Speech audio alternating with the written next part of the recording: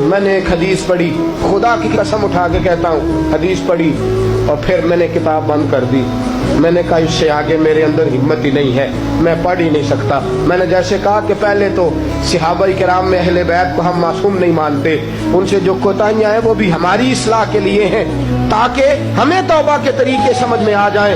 عزیز دوستو، میرے محبوب کی شہزادی، بس رسول اللہ صلی اللہ علیہ وسلم کی شہزادی سیدہ فاطمہ محبوب پاک کی بارگاہ میں آئیں، رنگ اڑا ہوا ہے، آنکھیں رو رو کے تھکی ہوئی ہیں۔ محبوب کی شہزادی در رسول پہ آئی، آ کے حضور کے سامنے کھڑی ہوئی، کہا یا رسول اللہ صلی اللہ علیہ وسلم، حضور آج میں بڑی الجھن میں پھنس گئی تھی، آقا آج میں بڑی پریشان ہو گئی تھی۔